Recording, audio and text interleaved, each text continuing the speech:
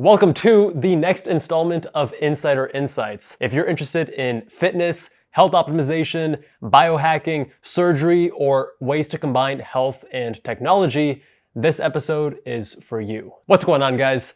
I'm Kevin Jubal, former plastic surgery resident, and this episode of Insider Insights was truly a treat to make. It was so much fun. Now, Dr. Casey Means is the co-founder and chief medical officer at Levels, a new company that's been exploding in popularity for streamlining continuous glucose monitoring to the masses. Casey and I have one big thing in common, which we spent a lot of time discussing, and she has a great deal of insights about nutrition, metabolic health, how it relates to COVID-19, and much more. She trained in otolaryngology, also known as head and neck surgery, and her story from clinical medicine to innovating in the world of health tech is super cool. You're in for a treat. Sit back, relax, and enjoy this episode with Dr. Casey Means. All right, so Casey, thanks so much for joining me. So great to be here, Kevin. Thanks for having me. So to introduce people to Levels, I actually signed up for Levels 2 months ago. I had a great experience for the 30 days that I signed up for, and I was so impressed that I reached out to the Levels team, and here we are today. So Casey, could you explain what's the purpose of Levels? I mean, I'm a healthy-ish, young-ish guy. What's Levels designed for? Yeah, so Levels is the first bio wearable that is accessible to the mainstream to allow people to have instant feedback on how food and lifestyle choices are affecting their health. So we have had all these wearable trackers. We've got the Fitbits, the Oura Rings, things that are giving us feedback on our exercise, our sleep, our heart rate, our activity. But we've never had something to give us that closed loop biofeedback on our nutrition. And so there is this incredibly exciting opportunity because we have these sensors available now, FDA approved sensors called continuous glucose monitors. And they're wearable sensors like what you put on for the month, and you wear them on the back of your arm, and they take a glucose reading every 15 minutes in the background, 24 hours a day, and they send that information to your smartphone. And glucose is really the key metabolic substrate in our body. It's the key substrate to make energy that drives every single cell in the body. So it's an incredible biomarker to track as we think about how to optimize our diets and our lifestyles. And so what Levels does is takes this technology, these continuous glucose monitors, which traditionally have been used exclusively for the diabetic population. You can imagine how having a sensor on your arm giving you this continuous feedback all the time would be a game changer for these conditions of overt glucose dysregulation. Prevents people from having to do the multi-time per day finger sticks with a little needle and taking the blood. It's just so much simpler and so much more granularity. But what we do is we take this technology and we're making it mainstream for anyone who's interested in optimizing their diet and lifestyle through the lens of metabolic health. And, this, I think, could not be more important than right now because we are dealing with a metabolic epidemic in our country.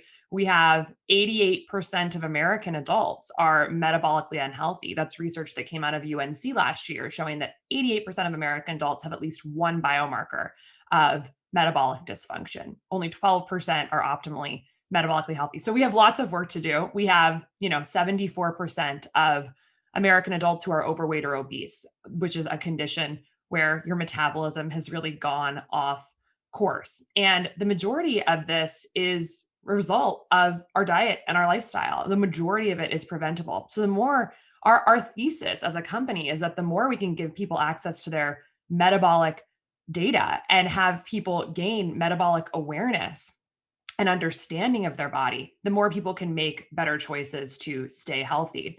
And the way it affects sort of, a young, healthy, otherwise fit person is that glucose is really, it's really at the nexus of our current performance and well-being, but also sort of our predisposition for future disease. So it's awesome to orient around because improving it and keeping it stable and in a low and healthy range, which is what we want, that can make us feel great now. It can improve our mental clarity, our sleep, our athletic performance, our mood, our energy now, just by keeping it stable in a low range. And by doing that over the long term, it can help keep us out of the sort of many conditions down the road that we know are associated with dysregulated blood sugar and poor metabolic health. And actually 9 out of the 10 leading causes of death in the US right now are in some way related to dysregulated blood sugar, or they are worsened by dysregulated blood sugar. So it's really can be useful for people anywhere along the spectrum. And so our education and our company is really focused on these people who are not in the sort of clinical realm of a sort of have reached overt disease, but people who are trying to optimize now to improve their lives and improve their longevity. Excellent. Wow, those are some shocking numbers. I think I'm probably in the 88% after using levels for a month. Now, what I find really cool is you started off also on the surgical track. So I was in plastic surgery residency, and then I actually left. And you were doing ENT, which is otolaryngology, ear, nose, throat, and you also left to co-found this. What happened there? This is a super interesting story. I want to highlight for the viewers. Yeah, so happy to chat about this a little bit. So yes, so like you said, I was in my surgical residency and I was almost all the way done. I was in my 5th year when I actually left my surgical residency. And so I was in ear, nose, and throat, head and neck. And what I found throughout my time in this field was that the vast majority of conditions that I was treating were inflammatory in nature. They were fundamentally rooted in chronic inflammation. So it was like laryngitis, sinusitis, thyroiditis. And as you know, things that end in itis, that's the suffix in medicine that refers to inflammation in the body. So fundamentally, inflammation is the immune system being upregulated, thinking that there is a threat and becoming activated, releasing a bunch of chemical mediators that cause, all the downstream effects of inflammation. So stepping back and thinking, okay, this is interesting. I'm slinging steroid prescriptions all week, all the time. It's incredible how much steroid you can, there's topical, there's inhaled, there's IV, there's oral, it's just, there's so many ways to give someone steroids, which fundamentally suppress the immune system. And when those don't work, those and antibiotics, we often take people to the operating room to suck pus out of some orifice. And what was troubling to me is that neither of those things, the medication or the surgery, actually address at all what is the root cause of inflammation. Why is the body in threat mode? Why are people, getting these prescriptions and these surgeries, but coming back season after season, year after year with recurrent symptoms? Why aren't we addressing the root cause? And we know it's very well established that many of the choices we make day in and day out generate inflammation in the body. What we eat, how much stress we're under, how much or how little sleep we're getting, how sedentary or how active we are, the environmental toxins we're exposed to in our food, water, and air. These things can generate inflammation in the body, but we never really talk about these things in any great length in our 15-minute visits with 30, 40 patients a day. It's a lot easier to reach the prescription pad. But fundamentally, you cannot operate on the immune system. So there became a sort of tension within me of how do I empower people and help people understand what could be the root cause of their condition while also sort of doing surgery, which is fundamentally the most reactive way you can practice medicine. People get to the end of the line and then you're there to help them. And that's important. There is a place for that. But I think that the vast majority of surgeries we're doing for chronic conditions in the US could likely be in some way ameliorated if we helped empower people to be their healthiest selves throughout the long term. And what's interesting is that, it's not just ENT conditions that are inflammatory in nature. We're now learning that most of the chronic diseases we're seeing in this country are actually also rooted in inflammation. Diabetes, pro-inflammatory state; obesity, pro-inflammatory state; heart disease, Alzheimer's, pro-inflammatory state in the brain. It's kind of autoimmune diseases, which are super on the rise. It's sort of everywhere. So we really have to, if we really want to move some big rocks in healthcare, which right now, we're dealing with some major crises, almost $4 trillion of healthcare costs per year. We need to step back and be thinking a little bit more about what are some of these root causes and what are the things what is the physiology that's linking a lot of these diseases, because that's an efficient place to work. If you can understand what are the core pathways that are linking potentially somewhat seemingly disparate diseases, you can move from playing whack-a-mole with prescriptions and with surgeries to actually focusing on really high yield, high value pathways to help people in multifarious ways. So for me, that was a journey that I went on. And I was listening to a bunch of authors, I was on call, I'd have my headphones on, listening to these books from doctors who are thinking this way. A lot of people in the integrative medicine, longevity medicine, functional medicine space, David Sinclair, Jason Fung, Mark Hyman, Sarah Gottfried, Terry Walls, Michael Greger, and it plants a seed. And I think at a certain point, I could not go to the operating room anymore. I said, I can't really operate on people until I figure out how I'm going to actually invest my energy as a physician in helping on the front end of what I'm seeing as sort of a monumental root cause in health. So that actually led me towards what ultimately led me towards Levels, which is the company that I just was describing, because high blood sugar and hyperglycemia is one of the key triggers of inflammation in our body. And unfortunately, we are surrounded by refined sugar and carbohydrates everywhere we look. I mean, you can't find a ketchup, a salad dressing, a bread at this point without added sugar in it. And so this seemed like a really high yield area where I could work to create a scalable digital solution to help people with this key factor that's driving a lot of this chronic inflammation, this metabolic dysfunction, which is associated with so many diseases we're seeing. So my move out of surgery and towards digital health was really about what are the problems I'm seeing in healthcare? How do I want to be most useful? What is most interesting to me to solve, which was really these root cause core pathways. And then how can I create something that's actually scalable? Not just, a high touch boutique private practice where I'm working with just a few high paying customers per week, but how do we actually create a product that could potentially be used in millions to help empower them to make the better decisions day in and day out that generate better health? So that's kind of my journey. There's more to it. There's certainly some disconnects with, lifestyle and surgery and just a very unhealthy lifestyle. But I think the key thing was just an ideologic disconnect between how I want to serve the world and what I was doing day in and day out. Yeah, that's super powerful, because you're finding the greater meaning and the greater significance and impact, leaving a larger impact. And I think surgeons do tremendous work. Surgeons are necessary, but what you're doing it really scales. It's a different kind of paradigm. A lot of people that watch this channel, because I left residency in plastics, a lot of them, ask me about career stuff or changing paths, things like that. And I'm sure a lot of viewers are going to be curious. You were so close to finishing, to being done. Did you have some internal tension? How did you make the decision to leave ENT? Yeah, so it's a great question because it was right near the end. But I pretty much knew I'd been going through this journey of reflection and thinking about these topics I just, spoke about for a few years at that point. And so by the time I decided to leave, it was very clear to me that my efforts needed to go elsewhere.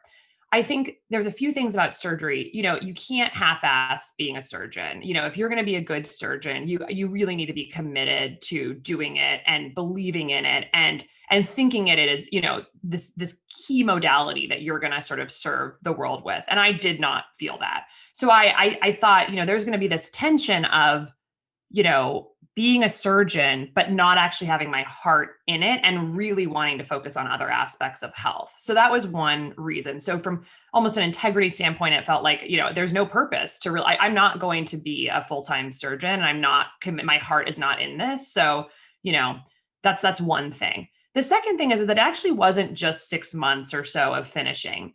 Once you finish residency, I was going to take a job. I was, in talks with Kaiser about a full-time faculty position. And so you're starting a job, you're building a practice. So that's at least, a year of getting your feet wet with that. There's also boards, and there's oral boards and written boards, which we're going to be over the next 16 months, basically. So it wasn't really a 6-month decision. It was like a 2-year decision. If you're going to finish residency, you're going to get board certified. That's going to push you out. You're going to take a job. And I was 31 at the time. This was a few years ago.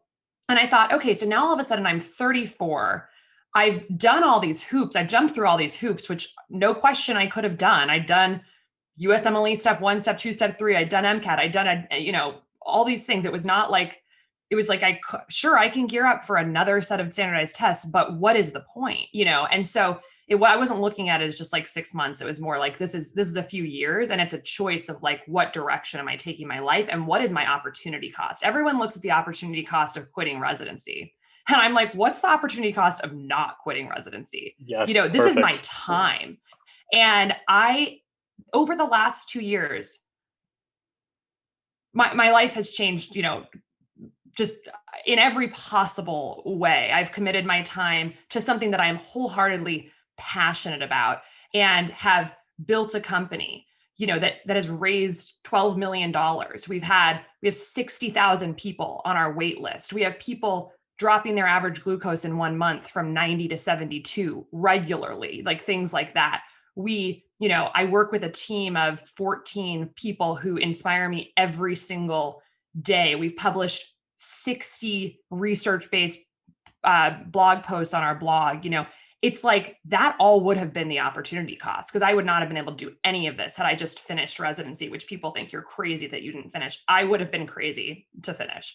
So that's sort of where I'm at. And, I say to people, like, I feel more like a doctor now than I ever have. I'm not seeing patients day in and day out. I'm not cutting people and sucking pus out of people's sinuses, but I feel so empowered. And there's no, people say, oh, but you invested all that time and you wasted that time. There is no question I would not be able to do what I'm doing now if I had not been that deep in the trenches of conventional practice of medicine. I understood the inflammatory pathways of sinusitis, which planted seeds in my head to understand what chronic inflammation is all about. I saw the barriers and the systems issues and the economic incentives of healthcare that were really deeply troubling to me. And that pendulum then flung to what I'm doing now. And so I'm grateful for that wind up and flinging, because now I'm doing what I think is my purpose. And so it was not time, wasted. It was really just the gear up for the real show in my life, which I'm, just thrilled about. I also, I trained at Stanford. I studied nutrigenomics in college. I worked at 23andMe. My background is really in personalized genetics. And I feel like I'm getting to engage with the more cutting edge research now than I was in clinical practice. People, say there's been some studies on this, that it takes, I think, 17 years for clinical practice for research findings to make it into clinical practice. But that's not true in the startup world. You get to create your own reality based on what you think are like the emerging trends that are going to help people the most. And right now we know that metabolic dysfunction is the trunk of the tree of like dozens of different conditions we're seeing. Metabolic dysfunction is implicated in, diabetes, obesity, stroke, cancer, liver disease, chronic disease, preventable blindness, depression, anxiety, erectile dysfunction, infertility. This is well established in the literature, many more things as well. But we're not addressing these conditions in modern medicine by focusing on metabolic dysfunction yet. But in this path of, a disruptive digital health technology, we can. So being able to be faster in that way is very exciting. And what I really loved in my studies was the emerging concept of network and systems biology, which is looking at, through proteomics and whole genome sequencing, how to link diseases by understanding their core physiologic links, really focusing on the cell signaling, the molecular mechanisms. We don't approach medicine that way right now. We play the whack-a-mole. Everything's a different silo. We treat it differently. And I think modern medicine is going to move towards a network and systems biology approach, but it's just not there yet. But it is in the world that I'm living in. And so, so this is all just to say that none of this, I wouldn't have been able to do none of this if I had gone through that path of finish the 6 month, take the boards, get the job at Kaiser. I would have been depleted, had no time, and would, who knows what I'd be prepared or excited to do now, which is, it's been 2 years or so since I quit. So now is when I would kind of just be like starting this new journey. I love it. This is such a cool story. I think 2 things really, really stood out for me that I think a lot of people don't quite understand. One is the opportunity cost. It's really difficult for you to be a practicing ENT surgeon and be doing this on the side. There is an opportunity cost because you can't really do both at the same level as if you just did one or the other. And I want to talk a lot more about levels. One last thing about this, which is when you left, did you have like a plan, or were you like, you know what? Like a lot of people ask me and I tell them I'm a very risk averse person. Um, I think a lot of people in medicine are. And I said, hey, I kind of hedged my bets. I had some stuff built up already that I knew I was going to work on. Med School Insiders was already a YouTube channel before I had quit residency, and I had a plan on how to monetize it.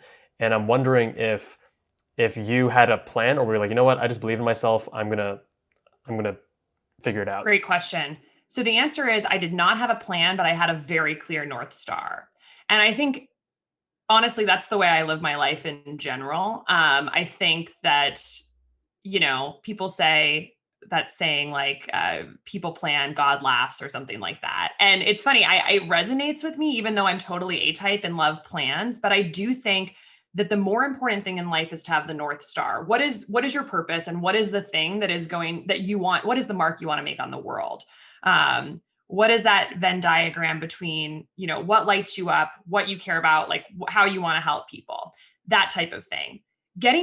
Once you have that, then that's the filter through which all the opportunities in life you can kind of look at. And it's very clear to categorize and prioritize things once you have that North Star figured out. So that's really the focus I would encourage people to have, is like, how do you want to help the world? For me, it was very clear. I want to empower individuals in a proactive way to make choices that create better conditions in their body to improve health. That's like the opposite of being a surgeon. And so it was like, there are so many ways to do that. And at this point, everything in my life feeds towards that. I'm the editor of the I'm an associate editor of the International Journal of Disease Reversal and Prevention. So I'm using an academic peer-reviewed journal to elevate that message, disease reversal and prevention. I run levels, doing the same thing through business.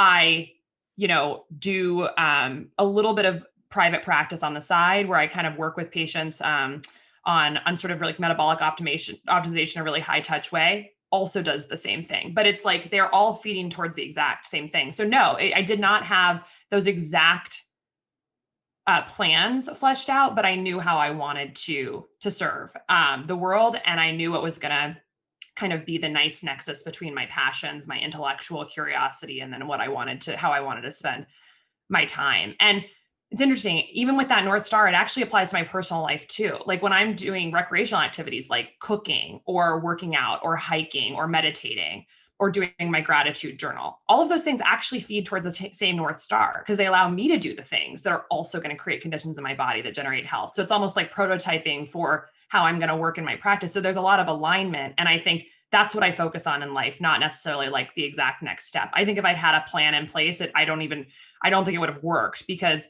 it would have limited me from so much of sort of like the prototyping and exposure I did in the 6 months after I left residency that ultimately generated the right path for me. So so no clear path. But I would say one book that was really influential to me at the time was a book called Designing Your Life I think it's by Bill Burnett, who founded the design school at Stanford. And it's about a design thinking approach to kind of planning your next steps. And it was one of, dozens of books I read at that time to kind of help me understand business better and sort of like creating a big new change. But that's one I'd highly recommend for people kind of thinking through making a big change like this. Perfect. And we'll link that below this video. The other thing, just before we transition, is I love how you said that it wasn't wasted, because I think a lot of people think that if you change gears, they have sunk cost fallacy to say that, oh, I don't want to throw it away, but you learn things. It really, you're the culmination of your previous experiences, and then you wouldn't be where you are today without having done ENT residency. Absolutely. Yeah. And I think like I'm also a person who kind of has a memory of doing slash trachs in the ER, and that is always going to be a person that I am, a person who can wake up at 2 a.m. and run to the ER and take a scalpel out of my pocket and, cut into someone's airway. I wouldn't, not that that was like a fun thing to do, but it built a sense of self that now I embody, like an intensity and that's just one example. There are so many things I learned from residency and from surgical residency that have taught me how I want to live my life and how I do not want to live my life. And so nothing is wasted. And I think I just encourage people to take the time to write, step back, reflect, give yourself the space to synthesize experiences, because when you have that space and time, I think it becomes very clear that nothing is wasted in life. And there are no real maybe bad experiences, because there you can always take something from it to move forward. It's always Another good to book make of it. recommendation, book Growth Mindset, one of the best books out there, I think. And I think that one has been very helpful for me in sort of framing my residency experience. Now, you wrote an article in the Journal of Metabolism about COVID and metabolic health. We'll link to that under the video. Can you tell us kind of like a higher level what's the significance of metabolic health with COVID? Yeah, so metabolic health and COVID should really always be mentioned in the same sentence because they are intimately linked. We have discovered, and it was actually understood back in March of 2020, so very early in the pandemic, there were already over 100 papers published that metabolic dysfunction, so conditions of disordered blood sugar and also obesity and heart disease, were significantly related to increase morbidity and mortality from COVID-19. So if you had problems with your blood sugar, you were much more likely to die from COVID. More recently, as of November, research has been published showing that even for non-diabetic individuals, if your blood sugar is high on admission to the hospital, even if you don't have a diagnosis of prediabetes or diabetes, you have a significantly higher chance of ending up on a ventilator or dying from COVID. So this is really interesting because one, blood sugar is exceedingly modifiable. Even people with full-blown diabetes can reverse their diabetes in many cases. And for someone who's non-diabetic, being able to just tighten up your glucose control it's something you can do in days. So for some people, and we as a population have virtually no insight or awareness into our metabolic health. We might go to the doctor once a year and get a fasting glucose check. We might get our cholesterol checked once a year. Many young people probably aren't even doing that. We have no idea where we stand. And yet it's something that we have tools to track. It's easy to modify, and it's the key driver of increased COVID mortality. So I found this very, very interesting. I wrote an article about it back in April, and I published that in the Journal of Metabolism, which synthesized all the papers that have been published up until then into what are the mechanisms by which sugar is driving COVID. And it comes down to some very well-established mechanisms. Hyperglycemia, high blood sugar in a non-diabetic or a diabetic individual impairs the immune system. So it actually tells our immune cells not to function. It prevents them from functioning properly. Immune cells have to move to the sites of infection to actually fight it. They're like, you can imagine them like little people, little trucks, they have to drive to the site of infection. That process called chemotaxis, it is impaired by high blood sugar. When immune cells have to eat cells that are infected with virus, that's called phagocytosis, impaired with high blood sugar. So you're just stunting our ability to mount an effective immune response when we have high blood sugar. There are a number of other mechanisms as well. One is that high blood sugar promotes a pro-inflammatory state, like we've talked about. Well, the interesting thing about COVID is that it's not actually the virus that kills people in COVID. It is the immune response to COVID that kills people from COVID. So when we have an overwhelming immune response to the virus, we release fluid into our lungs, we create organ damage. It's our body trying to help us, but creating collateral damage. Well, this is why, something to remember is that early on in the pandemic, people were talking about these antibodies that might be treatment, which were antibodies to inflammatory cytokines. So it's like blocking the immune response to help people with their COVID outcomes. So you can imagine diabetes and obesity are well-established pro-inflammatory states. You see upregulation of immune activity and specific cytokines like interleukin-6, TNF-alpha, CRP. Well, those are the same cytokines that got upregulated by COVID. So you are basically creating this unfortunate synergistic increased inflammatory response when you have baseline metabolic disease and you get infected with COVID. And that can create, worse organ damage. So you want to start in the lowest, healthiest immune regulated place possible, which means keeping your blood sugar tight and in a healthy range. There are other reasons as well. Diabetes is associated with an increase in ACE2 receptors on cells, and that was one of the receptors that actually COVID binds to get into the cells. So you have more of these receptors if you have diabetes, and the virus will get into the cell more easily. High blood sugar is associated with increased sugar in the lung fluid. So when you have high blood sugar, it actually seeps into sort of your lung fluid, and that was thought to be creating maybe more of a fertile environment for the virus to replicate. So it's really interesting. So, from my standpoint, every single billboard in the United States should say, you will be more likely to die of COVID if you have high blood sugar. Here are ways to decrease your blood sugar. Here are ways to improve your metabolic health. We know exactly how to do it. It's evidence-based. It's well established. We're not talking about it. It would be a huge high value way to approach COVID in our country. And certainly masks, hand sanitizer, social distancing, all important. None of them, however, focus on the host. They don't focus on host resilience. We are very much focusing on virus, the virus is, let's get it away from us, let's stop it, let's kill it. But what about that virus has to interact with us to cause problems, and we're not focusing on us. And that's where I think focusing on getting our blood sugar down and stable is just a really high leverage thing that we could be doing. There's a lot of other people talking about like micronutrient deficiencies, which is another part of immune resilience. Things like selenium, zinc, have been vitamin D have been shown to actually be various deficits in these have been shown to be associated with very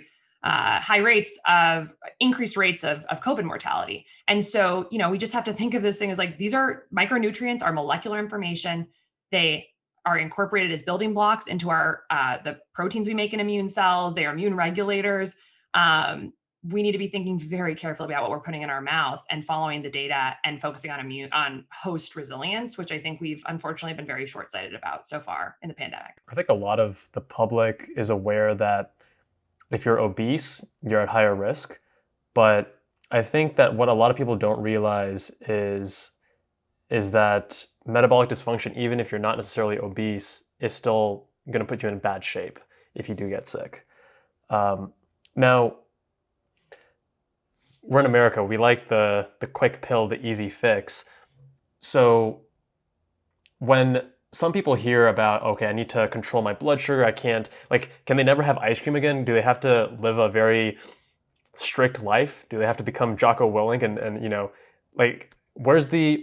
How do you balance being healthy while also enjoying food? It's a great point. Many things to say on this. So the first is that the answer is no. We can still enjoy food and manage our blood sugar. We have to be really smart about it. And this is where I think wearables and tracking of blood glucose can open up incredible doors for us in terms of building a diet and a metabolic context within our body that processes glucose properly without just focusing on deprivation or elimination. So there are many things that go into our glucose levels. One is, of course, food. So whole grains, high fiber foods, protein, fats, these tend to have less of a glucose response. Refined grains and sugars tend to have a higher glucose response. But we also know that if you take things that cause a higher glucose response and pair them with fat or protein or fiber, they tend to have less of a glycemic impact. So pairing foods can be just a really simple way, macronutrient balance to keep our blood sugar more stable compared to just eating like what I call naked carbohydrates alone, like with no other fat, protein, or fiber. We know that eating vinegar with a meal increases our insulin sensitivity, might make our glucose spikes after a meal lower. Cinnamon, similarly. Berberine is another compound that seems to improve our insulin sensitivity. So that's food. We also know that food sequencing makes a difference. If we actually eat our carbs first and our fat and protein second in a meal, we'll have a higher glucose response than if we eat fat and protein first and then have the carbohydrate. We also know that eating earlier in the day tends to have a lower glycemic response. At night, when we release melatonin from our pineal gland to help us fall asleep, that actually tells our pancreas to secrete less insulin. So our glucose actually looks higher compared to if you eat that earlier in the day. And these are generalizations, but that is something that's found in the literature and that people often see in their data. So these are just like simple ways to get the best bang for your buck on what you're putting in your body just by like sequencing, pairing, eating at a certain time of day. The second thing is exercise. Exercise is going to lower your glycemic response after a meal. So if you walk after a meal for 20 minutes or before a meal, that's going to have an impact on how much your blood sugar raises after a meal. When muscles are a glucose sink, they need glucose to function. And so when we use them, we're sucking it out of the bloodstream. And actually, interesting research has shown that working out once a day for like an hour, or even doing 3 20-minute walks a day, that's great. That will decrease your 24-hour glucose level. But the best thing you can do is actually be more active frequently throughout the day. So if you take a group of people and have them walk 20 minutes before every meal, 20 minutes after every meal, or just walk for 2 minutes every 30 minutes throughout the day, The people who walk 2 minutes every 30 minutes throughout the day actually have the lowest 24-hour glucose compared to those bigger chunks. And I think the Oh, reason wow. is, yeah, I think this is fascinating. I think this type of research would help us really figure out how to craft our work days and our built environments in our schools, because I think it's because when you walk, even if you walk 20 feet compared to just sitting, which we do like all the time, you're activating many major muscle groups, your quads, your hamstrings, your calves, your core. All of those have to actually flex for you to like stand up and walk from your desk to the bathroom.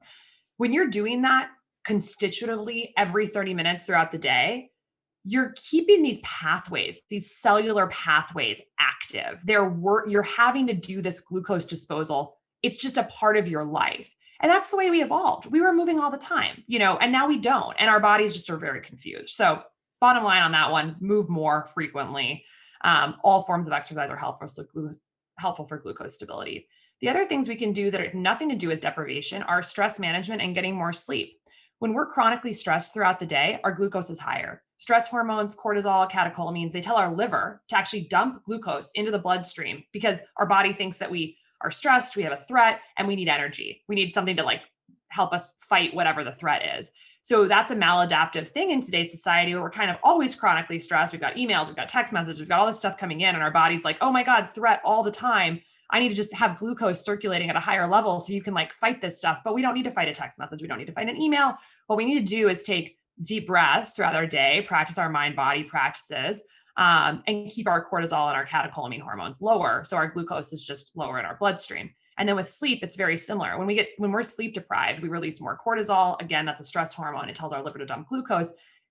Sleep deprivation, even just getting an hour less per night than you need. So 6.5 hours versus 7.5 hours is going to increase your growth hormone levels. It's going to change your satiety hormones like ghrelin and leptin. It's going to make us more insulin resistant the next day. It's a powerful way to screw up our metabolic health acutely if we get even slightly less sleep than we're supposed to. So to answer your question, it's not about give up your favorite things all the time. It's about live a life that is metabolically, building a metabolic context that helps you process glucose effectively. And there's many more things we can do, but all of those things are kind of like somewhat freebies to let you sort of continue doing some of the things you love with food, but having less of a response.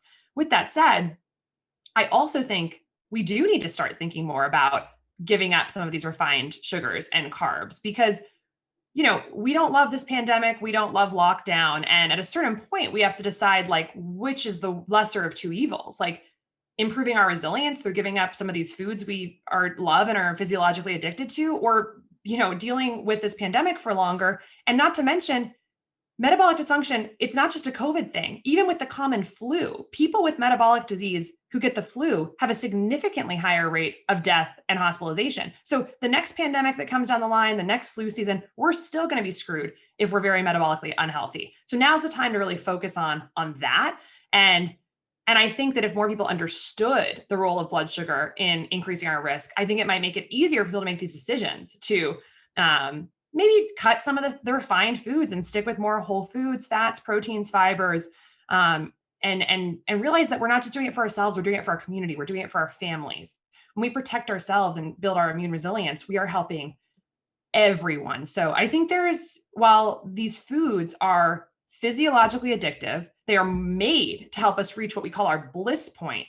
I think it's also important for people to remember that we are physiologically addicted to them and we can break addictions. So my recommendation for people would be like 2 months, just eat only whole foods, like order a meal delivery service that's all whole foods. I don't know, but just eat the healthy foods for a couple months and you will become unphysiologically addicted to these foods. You will start loving these other foods. It is an addiction.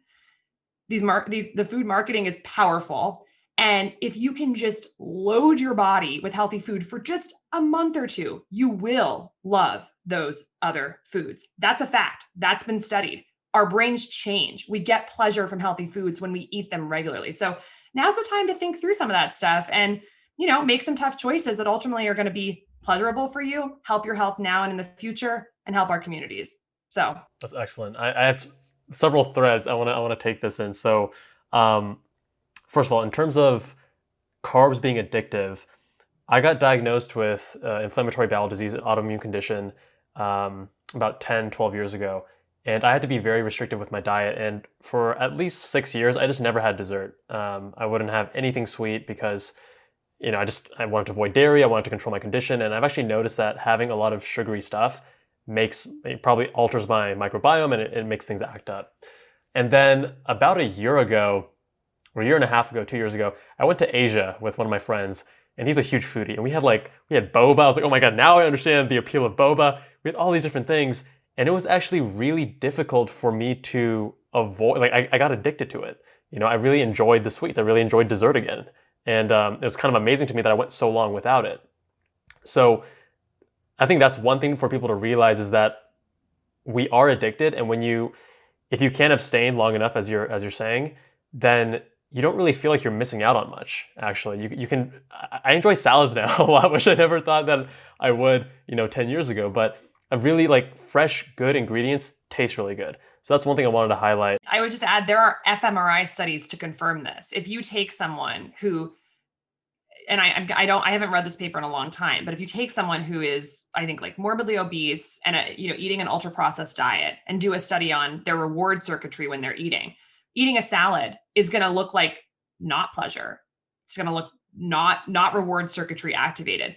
And then if you look at someone who is healthy and who is eating all these fresh foods every day, it activates the same dopaminergic reward circuitry as processed food or sugar would in someone who is used to that. So, I think that's actually a very empowering message, because it's like this is all an illusion of like what we love and what we don't. It is just our neurocircuitry and our reward pathways. So thinking of that when we're trying to shift our diets, like maybe just invest wholeheartedly for 1 to 2 months as an experiment. It's going to suck, but then almost guaranteed your brain's going to change and you are going to end up loving it in the same way you loved the sugar. And I am a testament to that. I used to be a sugar addict, milk chocolate, anything sweet.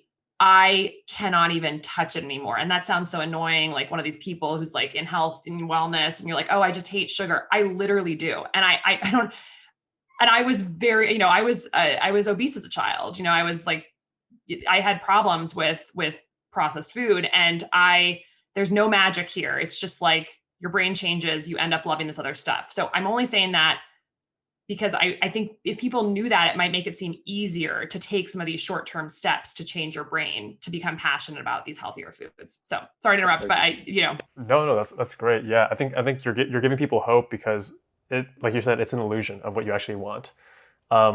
Now, talking about these micro or these like small 2-minute movements, the first thing it made me think of is, have you guys noticed any difference with a standing desk? Because when I'm at my standing desk, I'm not standing still. I'm constantly shifting. I'm rolling on a lacrosse ball.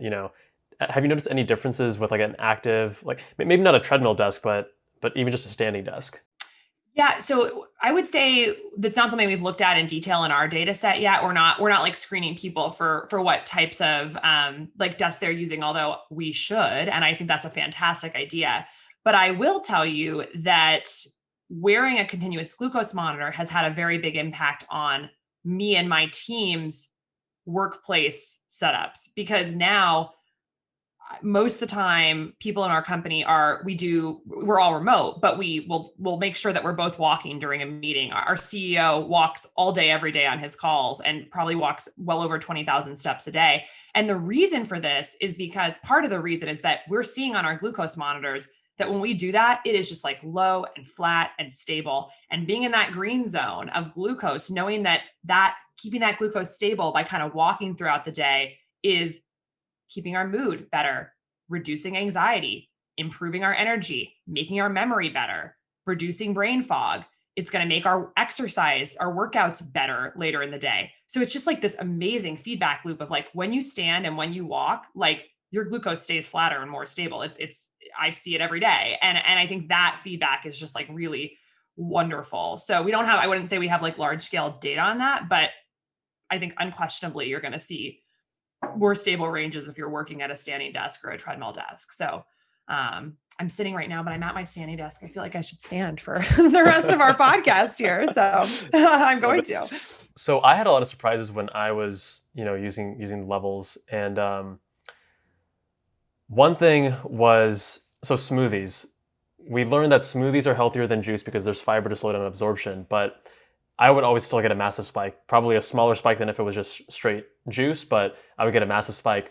And hearing things like, oh, have your vegetables or your fibrous foods first before you have your carbs and stuff in a meal, or well, I guess it is technically carbohydrate, but people know what I'm talking about, the sugary stuff.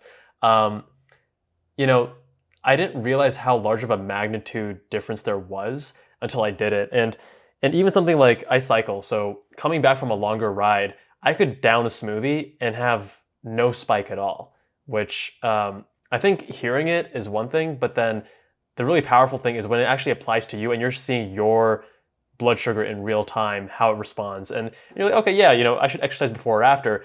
But I even noticed that if I have that smoothie 2 hours after my bike ride, I'm spiking big. But if I have the smoothie shortly after, then I'm not going to have that massive spike, for example. The other thing I wanted to touch on is like the afternoon slump. When people feel that they're losing energy, people may think it's, oh, I need caffeine, or I didn't sleep enough. How can, like, it's not always that's not always the case. It can be blood sugar as well. How can blood sugar be tied to someone's energy? So such a great question. And I think it's kind of, there's two things to address here. So one is just fundamentally like, what is metabolism? So metabolism is the way that we take food in the body and turn it into energy that we can use, like an actual currency that our bodies register. So we have trillions of cells in our body. Every single one needs energy in the form of ATP to function. Like that's the coin that has to be deposited to make all the proteins and all the receptors and all the stuff work, the DNA synthesis, da da da. So we have to convert food to energy we can use. That's metabolism. And when that process is off course, we can't make energy properly. We have an energy deficit in the body. And when that happens, our tissues become dysfunctional. We then start to see symptoms. We start to see diseases, when a lot of it, in fact, is rooted in the fact that there's an energy deficit in our cells and they actually can't work properly. So that's why we really want to optimize our metabolism. And one of the ways that we screw up our metabolism is through having glucose spikes frequently throughout the day, which the average American is doing, because the majority of our calories that we get in our American diet are from refined sugars and carbohydrates, the vast majority. So when that happens and you're getting these glucose spikes frequently, your body, to get that out of the bloodstream, has to release insulin. That insulin helps you take up that glucose into the cells. And when that happens over and over and over again, the cells essentially kind of are like, this is too much. And we have to block, they become insulin resistant. They block the function of insulin to sort of, the in is full inside the cells. And they say, no, we can't take any more. And so they block it. And so the body produces more insulin to overcome that resistance and drive more glucose into the cell. So we get high insulin, we start getting high glucose. This is a problem for the body. What happens is you have too much energy in the bloodstream, energetic substrates in the bloodstream, but not enough in the cells, essentially. So there's like this energy overload, but actually energy deficit inside the cells. So that's kind of just a way to just sort of frame, like, when we're doing this to our body, thinking we're giving ourselves more energy, we're actually creating a condition in the body where we're not able to use energy effectively. So that's more of a long-term issue with energy and glucose. When we think about more the post-meal slump, what you're talking about, this is more of an acute thing. This is we eat a food that happens to spike our glucose very high, and the body secretes all this insulin to get it out of the bloodstream. But because it's a very high load, the body often overcompensates. And so it produces a ton of insulin and you actually overshoot. You take more than you were kind of supposed to out of the bloodstream because you secreted all this insulin, and you get a dip. And often you'll see the dip below your baseline before the meal. So it'll be up and then come way down. And that's called reactive hypoglycemia. And that is a state, reactive hypoglycemia, where the body feels low energy acutely, brain fog. It's been shown to have associated with worse memory retention acutely. So not like long-term dementia, but like just actually in that moment, less fact recall ability. And I think probably a lot of what people consider hanger, this sort of like feeling of like, oh no, I'm still hungry and I just had this huge meal. It's because you've gone up and you've come crashing down. We want to do everything we can to avoid reactive hypoglycemia. And when you just have more gentle elevations in your glucose after a meal, you don't have that surge of insulin, you don't overshoot, and you just avoid that. So I think a lot of the subjective problems we feel in our day-to-day lives, whether it's like, oh, why am I so anxious right now? Why do I feel like I need a cup of coffee? Why am I tired? Why can't I remember something? I think a lot of that is people just experiencing reactive hypoglycemia. And something you mentioned that was interesting is that we often misattribute this. We'll be like, oh, I must not have slept well, or, oh, my coffee wasn't strong enough this morning. But when you actually see, and that might be true, but in a lot of cases, what you might not be thinking is that it was actually because of the food you ate and a glucose spike, because you think what you're eating is healthy. So people are like, oh, I had this Think Thin bar, which said it was low glycemic. Oh, I had oatmeal, which is a heart healthy, high fiber food. Like, oh, I had avocado toast. And like, so that's, but then you see your data, and for your body, those might have caused a massive, massive spike.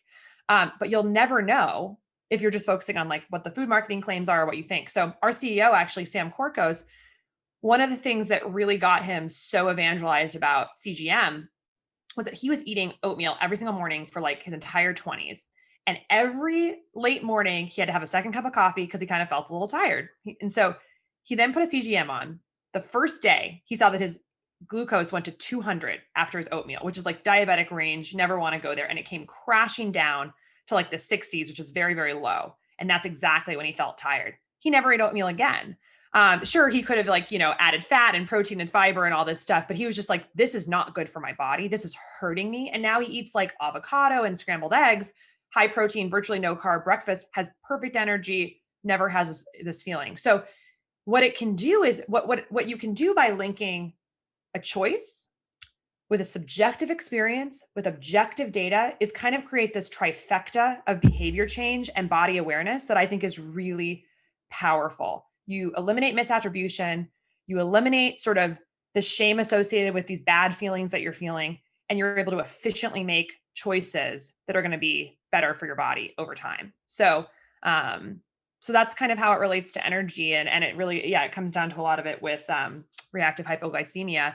And I guess one last thing I would add is that, some people might think, well, okay, great. So I just need to eat low carb and eat less sugar and put fat and protein on everything. But the slightly complex part is that actually everyone's going to respond differently to the same carbohydrate. So you and I could have the exact same banana, and I might go up 50 points in my glucose and you might go up 10 points. So it's probably an okay option for you metabolically and not a great one for me. And there's been research looking into like, why would you and I be different if it's the exact same amount of carbohydrates? And great study published out of Israel 5 years ago in the journal Cell called Personalized Nutrition by Prediction of Glycemic Responses, that actually looked at like, what are the features that cause you and I to be different? And one of the huge ones is microbiome. So our microbiome composition, which is heavily influenced by the amount of sugar we eat in our diet, amongst many, many other things, that was predictive of how we would each respond. And so there were many other things as well, but microbiome was quite a novel and interesting one. So you do really have to kind of test these things for yourself. Like, sure, you can eat a virtually no carb, high, intense keto diet, but I don't think everyone wants to do that. So if you can actually test things, figure out which works for your body and what doesn't, how pairing things changes, your response, I think it actually is a very liberalizing way to optimize your diet without just focusing on like total carbohydrate restriction. So there's another company, I'm not sure what stage they are, that's looking at using probiotics that can actually blunt glycemic responses. Are you familiar with that? Yeah, this is Pendulum Therapeutics, which is I think is what you might be referring to. That's the only probiotic company that I know at this time that has clinically validated probiotics that lower hemoglobin A1C, which is our marker of 90-day average glucose. And so they've actually published peer-reviewed research in a randomized controlled trial showing that adding in this probiotic can lower A1C. Very interesting stuff. Now, so a lot of physicians, right? You go to a primary care provider, they say, hey, lifestyle modification is super important, preventative medicine. And patient compliance with this kind of stuff is notoriously bad. And one thing we were learning about in medical school is the idea of motivational interviewing. Rather than telling someone, hey, do A, B, C, and D, you ask them, hey, how important is this thing to you? What kind of changes are you willing to make? And you get them to take more ownership of those changes. And that has much better compliance or adherence. What do you think are the elements and with effective behavior change as it relates to levels? There are so many things that go into effective behavior change, but the one that we know that does not go into effective behavior change is just telling people, do this, bye. So doctors telling patients to do something can plant a really helpful seed, but it is virtually ineffective at really creating long-term sustained behavior change. Even doctors who prescribe a prescription for a patient, the majority of these don't even get filled or taken in the way that they were prescribed. So even with something as simple as taking a pill, it's hard to kind of get it right. If we're not addressing some of the core factors that go into why people are making choices, it's going to be very difficult to generate sustained behavior change. So I think there's quite a few things about a digital platform that can actually make it more effective. Um, so one is this idea that I really like to call interoception, which is essentially a fancy word for body awareness. So I think that one of the things that makes it difficult to make better choices is that we actually don't even really know how we feel about the choices that we're making. We are not, I think we are right now, because of the world we live in, we are very busy. We have a very stimulating digital world. We have a very stimulating food world with foods, like I mentioned, that like take you to your bliss point. It is very difficult to just sit quietly and hear the internal cues of your body. And when you can't do that, it is hard to then make decisions of what could be better for you. So a lot of us just feel crappy, and we don't really know what's causing that. So how do you move forward? So I think the more that we can actually close the feedback loop between a specific action and a specific feeling and a specific objective result, the data, the more we can start to say, okay, this is the thing, this is the rock I need to move to make progress. So it's not just constant trial and error. It's actually like a specific thing that you understand that you need to change. So I think a key thing here is body awareness and closed loop biofeedback. The closer we can link an action with reaction, the more we can actually move towards behavior change. Nutrition has been a notoriously open loop system. What feedback do we have on how a food is affecting us? We might have like a subjective feeling like, oh, I'm tired after I ate this, or oh, my stomach hurts.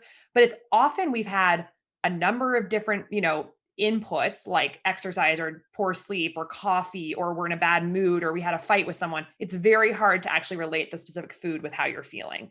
So the more that we can actually create a data loop where it's like, yes, I had this food and this is exactly what happened, and I felt that way at that time, it's like, it's a game changer. So one, closed loop biofeedback is a big one. Two, improving body awareness and hearing the signals within our body, so we actually understand how we're feeling, so we can actually motivate a change. Um, Currently, I really think the only thing we'd have other than how we feel for food is like we might step on the scale the next day. We might get a cholesterol test a year from now or a fasting glucose. But how do you, and then the doctor says, oh, you should clean up your diet. People have no idea where to start with that. How do you just clean up your diet? There's not only is there not one right diet for everyone, but it's just very, very overwhelming. Two other pieces that I think are important to remember is about behavior change is accountability. So having community, having support, we know this is important for behavior change.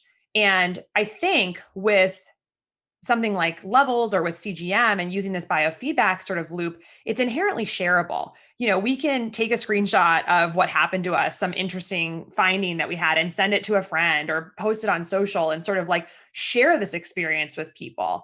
And I think that can be really fun and supportive. So I think actually building out community around something like this is going to be really helpful in helping people achieve sustained behavior change. It's also something they can share with their doctor. They can take their data and their insights, bring it to their doctor who might not really be focusing on their metabolic health because they seem fairly healthy and they don't have diabetes or obesity, but can say, hey, I've been noticing all this stuff. Do you have any thoughts on this? So I think that's another piece of behavior change is sort of like accountability and community around it. And then I think a third thing is just control. I think we have very complex life these days. It can feel very much like we don't have a lot of control, and having data to make choices actually breeds, I think, a really healthy sense of ability to have agency over our lives. It's also sort of some recourse in the face of monumental food marketing, where it is very confusing to know what's right. We have different things coming from food influencers. It's like tribalism, it's like vegan, keto, paleo, carnivore. Who knows what the right answer is? The government is saying something different. Our doctors are saying something different. And it's like, what the heck do I do? When you're sitting there with your exact response to a food, none of that matters. Oh, the fourth piece there is marketing. You've got food companies telling you things are healthy, which, they basically don't have to prove anything before they say a food marketing claim. So you've got all these four different, buckets of voices. And then you've got your exact personal data. So all of a sudden you're back in control. This is not a subjective thing. It's like you have your data, you know what to do next. And I think that is just like, for me personally, I've been wearing a CGM for 18 months.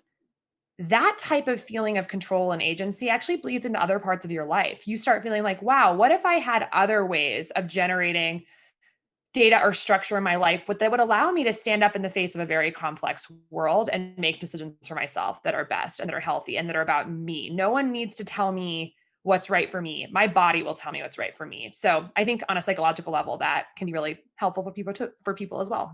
The other thing that's really confusing, you're talking about these, the different inputs, the tribalism, et cetera, but it's also kind of going back to that fundamental that people respond differently to the same food. So I did a ketogenic diet earlier this year for a couple of weeks, and it like wreaked havoc on my IBD because I've known for a while that high fat is harder to digest and it doesn't sit well with me. But I was like, hey, let me just try it out, and I was like, yeah, I'm never doing keto again. But I did get a Keto Mojo, like one of these, you do a finger stick and then you can measure both your blood glucose and your ketones. And some people may think that, well, if I can just do that, why not do that rather than having a CGM with levels? Because you can just do it, one at a time and don't have to wear anything. Do you have any thoughts on that? Yeah, definitely. So love Keto Mojo. Like, I think if you're going from not testing any biomarkers about nutrition to testing something, even if it's just finger prick, that is a great step in the right direction, whether it's ketone or glucose monitoring. But the reality is those are photographs of your body. And CGM is a movie of your body. And there's a difference, but there's a very big difference of what you get from a photograph versus a movie. And I think one of the big things that we miss with single time point measurements, like a finger stick, is that we catch, a glucose curve after a meal, a spike and then a decline, the time it takes to happen, how high it went, how long it was elevated.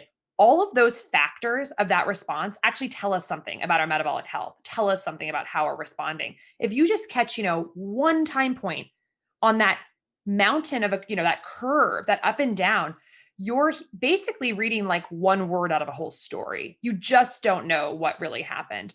And not to get too into the weeds about the nitty gritty of glucose responses and metabolic health, but like if our glucose goes higher, it's a problem. If it stays elevated for longer, it's a problem. If it dips after it comes back down, it's a problem.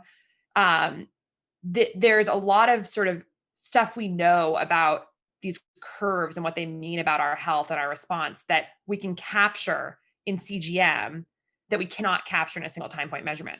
And also, more simply, we don't really know when we're going to spike and dip after a meal. So we might have our peak glucose 45 minutes after a meal. That would be pretty typical for a healthy person. A diabetic might spike 2 hours after a meal because they're more insulin resistant. And so their glucose, it's not going to go up and come down as quickly. So let's say you don't know where your spike is going to be. And it's also going to be a different time to peak based on the macronutrient composition of the meal.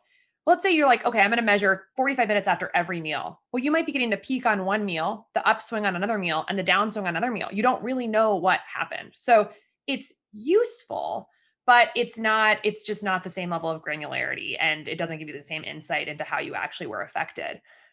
There's a lot of people who are testing their morning glucose, like their fasting glucose. And I think that can be useful, but it's not biofeedback. It doesn't actually really change your decision making on specific foods. And the interesting thing about fasting glucose is that we're oriented to think like it's sort of this static thing, like it's a long-term thing, because we only get these usually once a year in our doctor's office, and they're like, your fasting glucose is 91, you're non-diabetic, you're fine.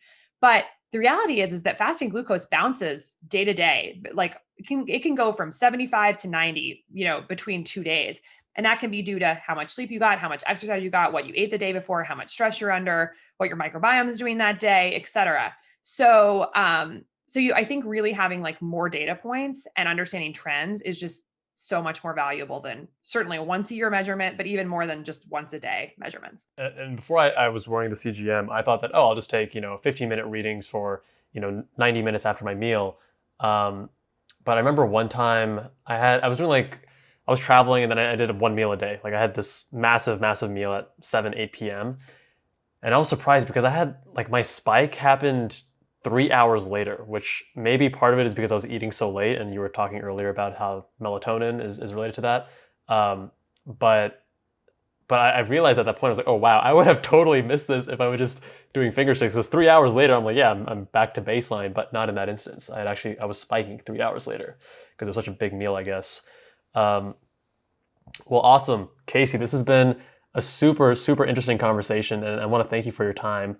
Um, where can people learn more about you, learn about what you're doing, learn more about Levels? Yeah, so people can visit us at Levels on our website, which is levelshealth.com.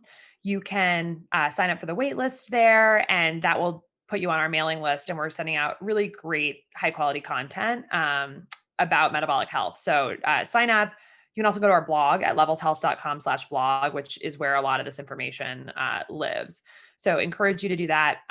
You can follow us at Levels on Instagram and Twitter. So just at Levels. And it's really plug for following our social media because it's all these experiments that people are doing on their glucose. And I am just every day, I love seeing what people are doing, and it's fascinating. And I think you can get some really good tips about, things to try. And so I encourage following there. And then personally, I'm at Dr. Casey's Kitchen, Dr. Casey's Kitchen on Instagram. And I write a lot about plant-based metabolic health because I'm actually vegan and I'm eat a fairly high carb diet because I am vegan, but my glucose still stays flat and stable pretty much all the time because of what I've sort of learned from CGM. So I talk a lot about, optimizing a plant-based diet or whatever diet you really want to do through the lens of this biofeedback. So please feel free to reach out and we'd love to connect on any of those channels. Excellent. Well, Casey, thank you so much for your time. And we're going to have links to all of those down below. Again, this is Dr. Casey Means, and thanks again. Thanks so much for having me, Kevin.